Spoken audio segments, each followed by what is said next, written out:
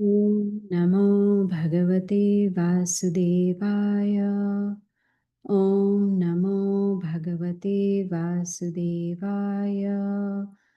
Om Namo Bhagavate Vasudevaya. We are going to read from Bhagavad Gita as it is, chapter number 14, text number 1.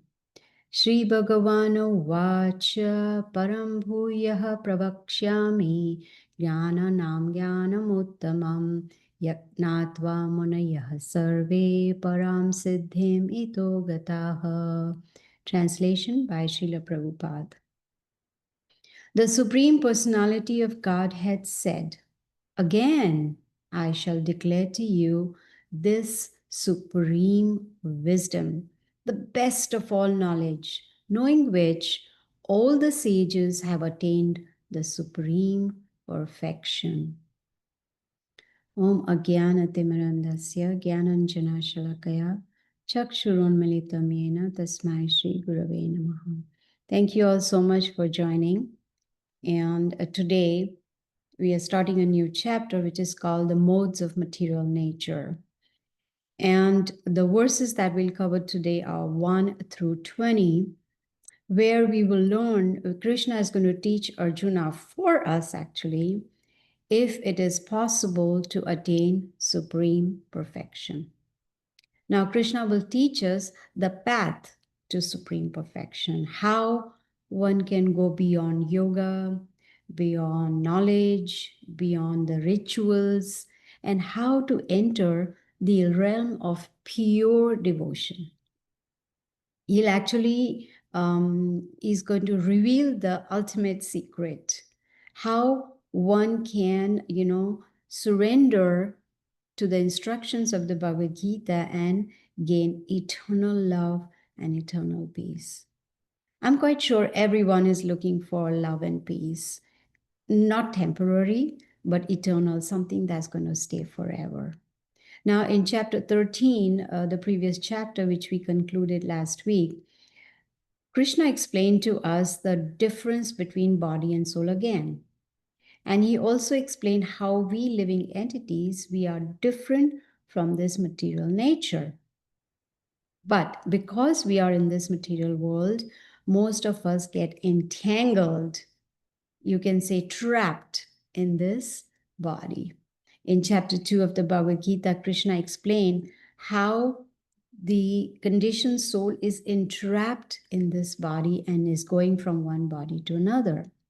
Now, in this chapter, Krishna is going to teach us how we living entities, we are limited. I know we don't like to hear that. We want to be unlimited, but unfortunately we are limited and we are controlled. We may think we are controllers, but here Bhagavad Gita is teaching us that we are controlled. We are in this body kind of shackled by what? The modes of material nature: goodness, passion, and ignorance. These are the three modes of material nature, and we are actually entrapped inside because of these modes. But towards the end of this chapter, Krishna will give us the secret to break these shackles, how to become free from these three modes of material nature by in fact transcending these three modes and coming to the mode of pure goodness. That is where we will experience eternal peace, eternal happiness, and eternal love. Now, Krishna is going to give us in these few verses the knowledge that can help us to attain supreme perfection. This whole chapter is about modes of material nature, and the reason is to enlighten us, to help us become free from these three modes of material nature. So for that, we need to understand, how do these modes affect us? And once we understand, then we will know how to free ourselves from these modes, how to be liberated from these three modes of material nature. Simple thing is to take on knowledge. Krishna tells, like the verse that we read just now, Krishna says even great sages, they have attained perfection with this knowledge. So this knowledge can help us to reach perfection. So the whole goal of this chapter is how to attain supreme perfection. So it behooves us to first of all understand how are we working under the influence of these modes. Are we influenced by these modes? That means we need to sit down and meditate, not meditate, close your eyes and fall asleep, but contemplate on how these modes are affecting us. We must have noticed sometimes we are in the mode of goodness, we do good, good, good, good. And sometimes we are in mode of passion and, running and running and running after things and possessions and people. And sometimes we are in the mode of ignorance, not doing anything at all. So, how do these modes influence us? We would know if we are criticizing somebody, if we are angry, if we are gossiping, if we are envious. So, all this, when we sit down to contemplate, we will understand in which mode are we operating. Now, in the very next verse, Krishna is telling Arjuna that once we transcend these three modes, one can attain the same transcendental nature as the Supreme Lord. Can you imagine that? Attain the same transcendental nature. We are spiritual by nature, right? Because we are parts of the Supreme Lord, right? Mamai Vamsha Jiva Loke Jiva Bhuta Sanatana. Sanatana means eternal because we are Amsha, we are parts of the Supreme Lord. So once one attains that transcendental nature, then Krishna tells Arjuna, no more coming back into this material world. But just because we attain his nature doesn't mean we lose our individuality, does not mean that we merge into the body of the Supreme Lord. No. So then the million-dollar question is, what does one do after attaining that supreme perfection, after attaining the transcendental nature and going back to the spiritual world? What do we do? Very simple. Srila Prabhupada explains that once we qualify ourselves to go to the spiritual world, we engage in loving devotional service to Krishna. We serve him. We still remain individual souls, but we just have spiritual bodies and we are in the spiritual world. You see, the knowledge that we get here in the material world is material knowledge. And that is, you can say, contaminated with three modes of material nature. But the spiritual knowledge is not contaminated. So, for us to prepare ourselves to break these shackles of these modes of material nature, to break this cycle of coming back again and again into the material world, being born, growing up, disease, old age, death, and then again coming back. To break this cycle, we need to go beyond these three modes of material nature. We need to transcend. You see? When we transcend, then there is no more contamination. Now, in the very next verse, Krishna tells Arjuna that he's the cause of all causes. And we've heard this in Brahma Samhita also. Ishvara Parama Krishna, Sachidananda Vigra, Anadiradir Govinda, Sarva Karana Karanam. He's the cause of all causes. And he is telling Arjuna, I am the original father of all living entities. Very important to understand, not human beings. He says all living entities. So it doesn't matter whether, there are entities living in the water or it's, animals or birds or insects or humans. It doesn't matter. He is the seed-giving father of all living entities. And he's the one who makes it possible. In this chapter, he tells Arjuna, gives him the knowledge how these universes appear. When Krishna glances at material nature, he impregnates them with the seeds of living entities into the material nature, right? And this is how living entities are born. Very nice example is given by Srila Prabhupada. How to understand Who is the cause? Just like the scorpion lays its eggs in a pile of rice. And sometimes it is said the scorpion is born out of the rice. Nope. Rice is not the cause of the scorpion. The eggs were laid by the mother, right? So material nature is not the cause of birth of living entities. No, the seed is given by the Supreme Personality of Godhead. So it only seems that we are coming out as products of material nature, but we are parts of the Lord, and He is the seed giving Father. So when we get a body, we living entities, that means the spirit soul, we get a body, it's based on past karma, right? Based on what actions we have performed in the previous lives, that we get a particular type of body with particular color, features, height, whatever you may call, in a particular country, in a particular family, in a particular situation. All this is based on past karma. And that is what we learned in last chapter, where Krishna tells Arjuna that we living entities are the cause of our own enjoyments and sufferings. It's again based on past karma. Now, verse 4 is very, very important, where Krishna says, Sarva Yonishu Kaunteya. Sarva means all. Yonishu means all different species. Kaunteya is another name for Arjuna. He says, Aham Bija Pradaha Pita. Aham means I, Bija means seed. Pradaha Pita, I'm the seed giving father of Sarva Yonishu, means all living entities. He's the seed giving father, which means he's the original father of all species. You know, there are living entities in this material world that we can see, but there are other planets also, like there's Brahmaloka, Indraloka, you know. So it doesn't matter which planet.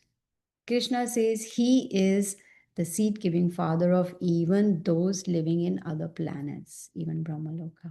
8.4 million species of life. This is what the Vedic scriptures tell us. There are living entities on the land, in air, in water, in fire. So Krishna is the father of all living entities. He says, I am the source of birth of all living entities. And this material nature, Krishna says, consists of three modes of material nature. And when we, living entities, come in contact with the modes of material nature, we become conditioned. In other words, contaminated. That's why sometimes we are in the mode of goodness, sometimes passion, and sometimes passion and ignorance, sometimes goodness and ignorance. So there is a competition going on between these modes, depending on our situations, depending on our association, you know, depending on our state of consciousness. We work under these three modes of material nature.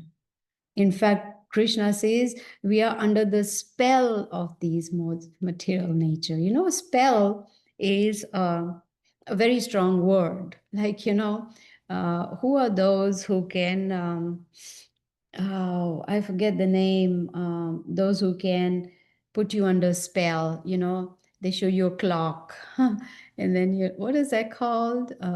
They're hypnotists. Yes. Hypnotists. Yes. So being under the spell of material nature or these modes is like being hypnotized by these modes. Hypnotism. Anybody likes to be hypnotized? I don't think so because we want to be controllers of our lives. We don't want anyone else to run our lives. That's the state of consciousness. So Srila Prabhupada explains that despite the desire, that intense desire to enjoy independently, right? But we forget that we are under the strict control of the modes of material nature. That is why it's very, very important to transcend these three modes. Come to the stage of pure goodness where there is no karmic reaction, where there is no competition between these different modes, right? Need to transcend. And that we will learn towards the end of this chapter. Now, verse 6 through 18, Krishna gives us the general characteristics of people in different modes. Like he'll talk about ignorance, passion, goodness, and pure goodness also. So I'll first give you the good news. We'll start with pure goodness, and then gradually we'll go down to the mode of ignorance. So he says that those who are operating in the mode of pure goodness, they have knowledge, they are pure, they are happy. Why? Because they are free from all sinful reactions and they perform devotional service unfailing. Like there is no time where they say, oh, I am going to pray to the Lord maybe once a week on Sundays. Or I'm going to listen to Bhagavad Gita only Sundays at 8 a.m. Eastern Standard Time. No, unfailing in all circumstances. Those who are in the mode of goodness, they are pure to a certain degree. And in a way, they are illuminated also because they have knowledge and they are conducive to real knowledge, real spiritual knowledge. They are happy and they are kind of free from sinful reactions.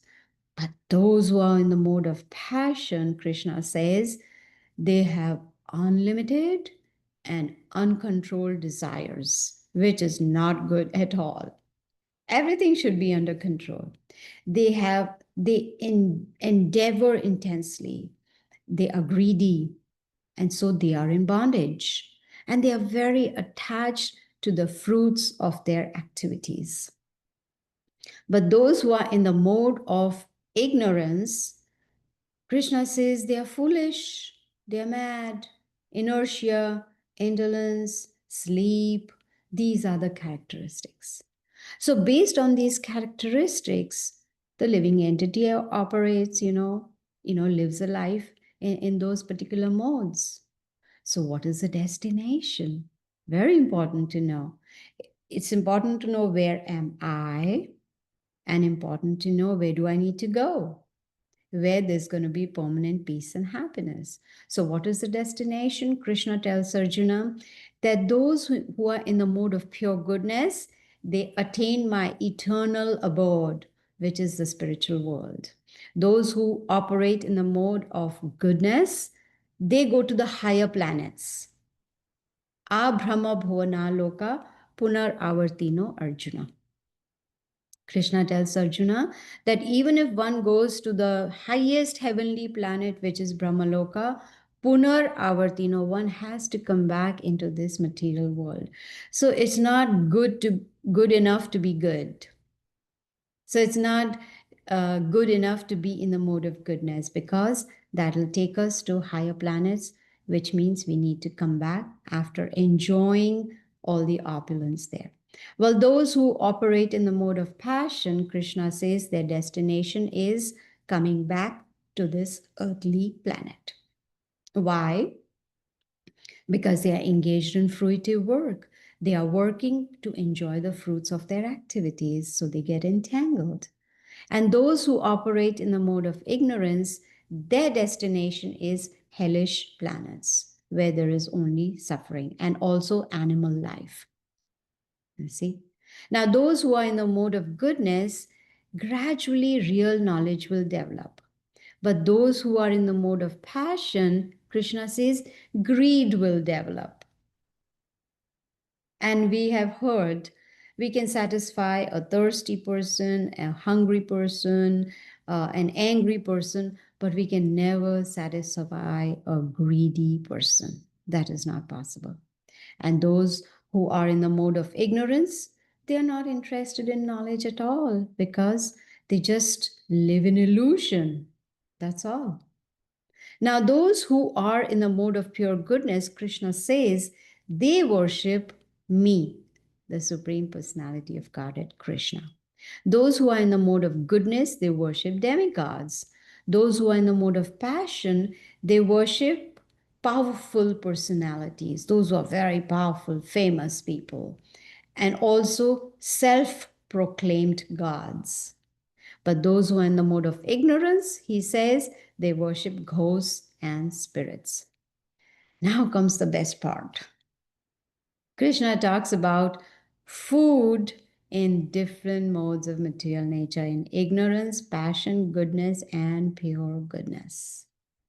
He says those who are in the mode of pure goodness, they are free from sinful reactions, and they don't have any contamination, no future contamination, and they are able to become fully conscious of Krishna. Why? Because they eat only Krishna prasadam, which is sanctified food, which is blessed food. Now, how to know which food can be transformed into blessed food? The very next verse, Krishna says that these are the foods in the mode of goodness. So when we take these foods in the mode of goodness and offer it to the Lord, it becomes blessed food.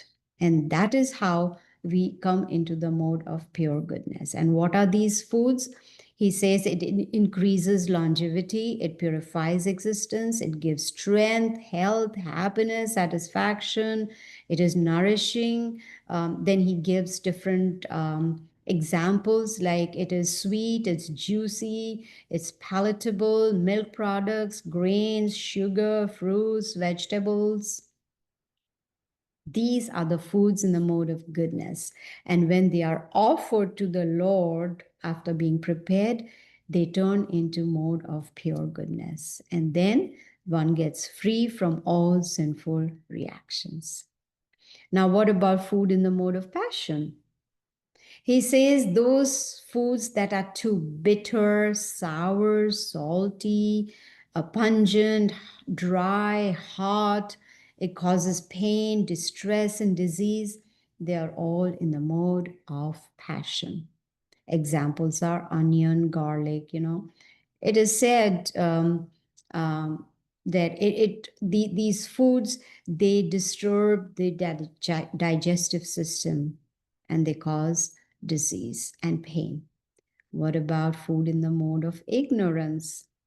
He says it's tasteless, stale, putrid, decomposed, unclean, remnants of others like meat, fish, eggs, etc. And so the food in the mode of ignorance and passion cannot be offered to the Lord. In chapter 3, we learned Yagna Shishtashina Santo Muchyante Sarva Kilbishe Bhunjate Tve Agham Papam. Papam means sin. So Krishna says that those who prepare food for personal sense enjoyment and not offer it to me, they are verily eating only sin. So the purpose of offering food is to remove the sin from even vegetables. The vegetables have life, right? So when we may say, oh, I'm a vegetarian and I eat only fruits and vegetables, good, but they also have life. So when we offer the food in the mode of goodness to the Lord, he takes away the karma of killing those fruits and vegetables. And then it becomes blessed food, and this helps us in purification. Then Krishna talks about action in different modes. We perform action every day. We cannot stay still. We are working, doing something or the other all the time. So Krishna says that those who are in the mode of pure goodness, they perform their activities for the satisfaction of him, that is the Supreme Lord and the spiritual master. Those who are in the mode of goodness, they perform activities based on the scriptures, which is very good, but they are doing it as a matter of duty. There's no attachment. They have renounced the fruits of activities. That's perfect. But it is not good enough. It should be performed for the satisfaction of the Lord. So those in the mode of goodness, their action gradually results in purification. But those who are in the mode of passion, their activities are performed under false ego. What is false ego? There is a difference between real and false ego. False ego means I am this body. Real ego means I am spirit soul. So those in the mode of passion, they perform under false ego and they put in a great effort because they want to satisfy their desires. They want to enjoy the fruits of their work. And that results in misery. Why? Every action has a reaction. It's not karma free work. It is full of karma, which means there are going to be reactions. But those who are in the mode of ignorance, they are irresponsible. Yeah. They not only cause distress to themselves, but their actions cause distress to others also because they are in illusion. They have no consideration of what's in the scriptures. They don't understand or don't want to understand God's laws. So that results in more and more bondage. That is a result of acting in the mode of ignorance. So Krishna is telling to us, especially in verse number 19, he says that if one understands how these modes are working, then only then can one know who is the Supreme Lord Krishna. Then one can transcend the modes. Then one will attain to the nature of Krishna. So basically, we need to get bona fide knowledge. That's essential. Learn from bona fide knowledge. Like Bhagavad Gita is the essence of the Vedic literature. All the Vedas combined together, their essence is Bhagavad Gita. And how is it bona fide? Because it is Bhagavad Gita as it is, no interpretations. It is coming down as it was given by Krishna himself. So when we learn about the modes of material nature from a certified teacher, then we will be able to really understand that Krishna is the Supreme Lord. He is the real spiritual master. He's within our hearts. He's guiding us. He's guiding us within as super soul and without as the Bhagavad Gita. So it's important to know that we are spiritual beings. We have a material body, we have material senses, we get entrapped because of these modes of material nature. And this chapter is teaching us how to disentangle ourselves. So when we associate with saintly personalities, with those who are following Bhagavad Gita, then with the help of this knowledge, we will be able to understand our real identity, understand how these modes are working, and understand how to come out of that. So first thing is we need to contemplate, we need to observe how these modes are working on us. Then understand that, oh, yes, these are the modes that are really active in my life. It's the modes that are active, not us, real us, which is the spirit soul. We are separate from the modes and the body. We are eternal spirit souls. And the second step is to understand Krishna is the Supreme Personality of Godhead. Now, the last verse for today, 20, he gives us the result of transcending these modes. You know, whenever we do something, the first thought that comes to our mind is, what is the benefit? Like they say, what's in it for me? You know, what am I going to get out of it? So after explaining these 19 verses, he knows our mentality, and he's telling us the result of transcending the modes. He says, one will become free from the cycle of birth and death. That is number one. Number two, he says one will attain permanent happiness even in this body, even while living in this material world. One will become free from the modes, which means one will become free from distress. And then one will enjoy on the spiritual platform, even while being in this body, in this material world. So what are those four things? Free from cycle of birth and death, permanent happiness even in this body, free from modes, which means free from distress, and enjoy on the spiritual platform. You see? So the question is, Is it possible to attain this supreme perfection? Yes, definitely. Because if we take on knowledge from Bhagavad Gita and put it into practice, then it is possible to attain supreme perfection. Krishna is teaching us how, what is the path to supreme perfection. He's telling us how we need to go beyond yoga, beyond rituals, beyond knowledge, beyond everything, and enter the realm of pure devotion, right? Then he is, towards the end, giving us the ultimate secret how to attain eternal love and peace. Now, beyond, he wants us to enter the realm of pure devotion. And what does pure devotion start with? Mantra meditation. It's very, very simple. When we chant the holy names of the Lord, the heart gets purified, and that knowledge that we are hearing starts making sense. And then it becomes easier to put it into practice. Right? So let us practice just for 10 times. Let us chant the holy names of the Lord and see the difference, right? So we'll chant. I think there is one person who has joined us for the first time today. I think that is Archana. So for you, I will post some links, and towards the end is the holy name, chanting the holy names of the Lord. Hare Krishna, Krishna Krishna, Hare Hare, Hare Ram, Ram Ram, Hare Hare. So we'll chant 10 times. So please chant with me. And then when you have time, you can chant more also. Okay? Hare Krishna, Krishna Krishna, Hare Hare, Hare Ram, Ram Ram, Hare Hare. Hare Krishna, Krishna Krishna, Hare Hare, Hare Ram, Ram Ram, Hare Hare. Hare Krishna, Krishna Krishna, Hare Hare, Hare Ram, Ram Ram, Hare Hare. Hare Krishna, Krishna Krishna, Hare Hare, Hare Ram, Ram Ram, Hare Hare.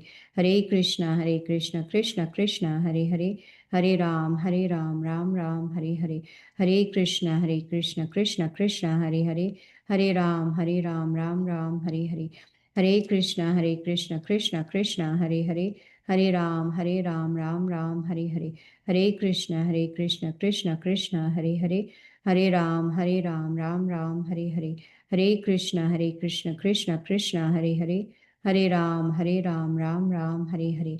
Hare Krishna, Krishna Krishna, Hare Hare, Hare Ram, Ram Ram, Hare Hare. So you see, it's very, very simple. It's not difficult at all. So I'm going to end now. We will not have class for the next 2 weeks because we have my spiritual teacher visiting Atlanta.